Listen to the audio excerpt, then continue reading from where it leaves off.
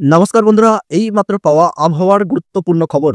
বৃহস্পতিবার সন্ধেয় কালবৈশাখীর সঙ্গে বৃষ্টি হয়েছে কলকাতা সহ একাধিক জেলায়। প্রবল ঝড়ে ক্ষয়ক্ষতি হয়েছে প্রচুর। একাধিক জায়গায় গাছ, বিদ্যুতের খুঁটি উপড়ে পড়েছে। মারা গিয়েছেন অন্তত ৩ জন। যদিও প্রবল বৃষ্টিতে তাপমাত্রা নেমেছে অনেকটাই। হাওয়া অফিস জানিয়েছে শনিবারও ঝড় বৃষ্টির সম্ভাবনা রয়েছে কলকাতা সহ দক্ষিণের একাধিক জেলায়। পূর্বাভাস রবিবার অবধি তো বটেই, দক্ষিণের বেশ কিছু জেলায় আগামী বুধবার অবধি বজ্রবিদ্যুৎ সহ বৃষ্টির সম্ভাবনা রয়েছে। পাশাপাশি হতে পারে দমকা হাওয়াও। এই ঝোড়ো হাওয়ার গতি প্রতি ঘন্টায় 50 থেকে 60 কিলোমিটার পর্যন্ত পৌঁছাতে পারে বলেও জানিয়েছে হাওয়া অফিস।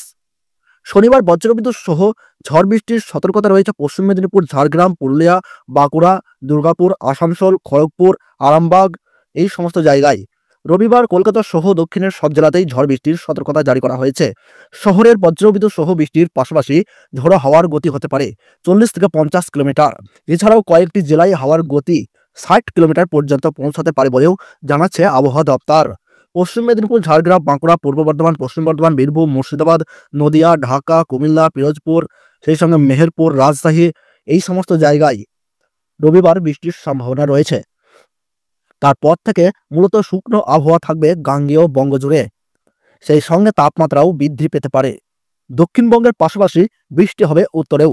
দার্জিলিং, জলপাইগুড়ি, আলিপুরদুয়ার, কোচবিহার, কালিম্পং, নওগাঁও, পঞ্চগড়, শীতলকুচি, গোয়ালপাড়া এই জায়গাতেও আগামী বুধবার পর্যন্ত বৃষ্টির সম্ভাবনা রয়েছে।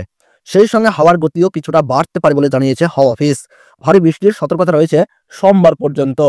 মূলত দক্ষিণবঙ্গে তৈরি হওয়া ঘূর্ণবর্তের জেরেই আবহাওয়ার এই পরিবর্তন বলে জানিয়েছে হাওয়া অফিস।